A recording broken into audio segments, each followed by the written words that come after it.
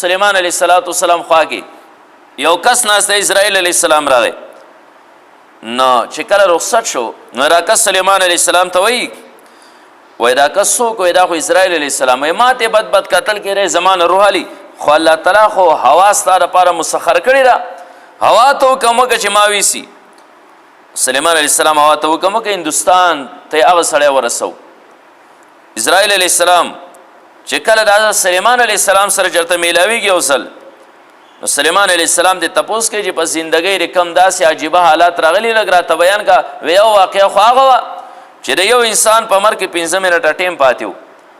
او دی ستا په خوا کې ناست و د مرګ لیک په هندوستان باندې و خو زه یو شبه پس لاړم هلته کې ما چې بس الله حکم کړی چې لاړم سړی مې هلته بیا موندو په دې تاریان یم چې دی خو دلته کې لږ ساعت مخکې دلته و چې هلته څنګه ورسېد بس کم ځای ستا مرګي او په کم ټیم باندې نو اینما تکون یدرککم الموت کم ځای هم چې تاسو یې نو مرګ به تاسو را لاندې کوي ولو کنتم فی بروج مشیره اگر که په مضبوطو قلاونه کې تاسو ولې نه خو بیا به هم د قتال د جهاد نه مه یېرېږه چې زه به مړ شم تفسیر ابن کثیر دلته یو ډېره ښکلې واقعه لیکلې ده ابن کثیر وایي چې مخکینو امتونو کې یو زنانه وه د هغې زنانې یو بچی پیدا شو نبی هغه خپل نوکر ته وایي لاشه اور راوړه مخکې به خلکو د یو بل د کورونه اور غوښته وی اور راوړه چې د نوکر یې بهر ته ووته یو سړی ورته مخکې ظاهر شو دا کس ورته وایي وایي ستا د نایې که چېرې دې څه پیدا شو لور که زوی وایي لور نو دا کس چې راته مخکې ظاهر شو دی ورته وایي دا لور د دې چې دا په مستقبل کې به نمبر 1 کار دا کوي چې دا لویه شي دا به د 100 کسانو سره زنا کوي دویم نمبر د دې واده به د خپل نوکر سره او دریم نمبر د دې مرګ چې کوم دی نو دا به د جولان وي دا درې خبرې وکړې دا نوکر وایي چې څنګه مې را خبرې واورېدې نو ما چېرې دا دومره خرابه جنۍ ده چې د 100 کسانو سره به دا زنا کوي او بیا به د خپل نوکر سره نکاح کوي او بیا به د دې مرګ د جولا د لاسئ نه چې دومره پلیتي خورئ عیاشي خورئ راوګرځېده او لاړ یوه چړۍ راوغسته او دغه ماشومه چې تازه پیدا شوي وه نو په دې خېټه کې وله ګزار ورکړه او په مخه باندې وتښتېد لاړ د سمندر کنارې له لاړ هلته کې یو ځای ځان له آباد کړه او په هغې کې به یې زندګي تېروله په غلا باندې په پټه باندې چېرې دا څوک خبر نه شي پردۍ جنۍ مې وجلې په چړه مې والېده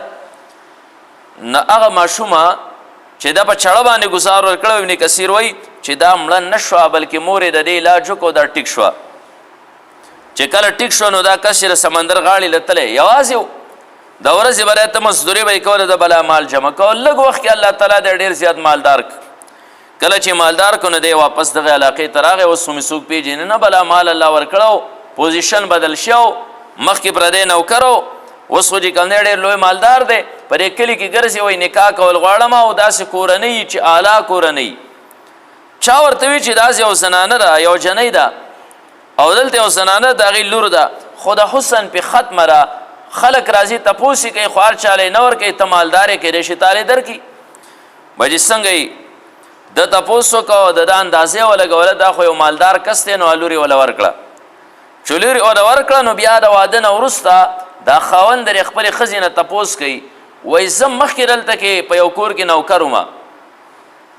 او دلته ما پردی جنۍ په چاړه باندې والې وه نو له دې ځای نه تښتېدلی وم او بیا مې هلته ځان آباد کړی دا جنۍ اریا نه شوې هغه ته وي دی ورته وایي زه وم او وی ولې څوک وه جنۍ دې را خېټه ورته وښوې په دې ځای زه په چاړه باندې والي ما او بیا الله تعالی ټیک کړي ما ده ووی چې دا خبره خو دې وکړه خو زه یو بلې خبرې ته زما ذهن لاړ وی څه وی راته چې مې وهلې په دې بنیاد باندې مې وهلې چې کله ستا مور ماته وي چې لاړ شه اور راوړه نو بهر یو سړی ما ته مخکې حاضر شو هغه ما ته را خبرې کړې چې داسې دا جنۍ به مستقبل کې د 100 کسانو سره زنا کوي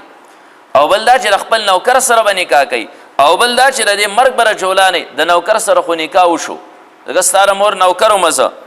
خو دا راته ویل 100 کسانو سره د زنا کړې ده او که نه ده کړې دا خو به یي دروغ به نه وي هغې وی چې ما شمار نه دی کړی خو د ډېرو کسانو سره مې زنا کړې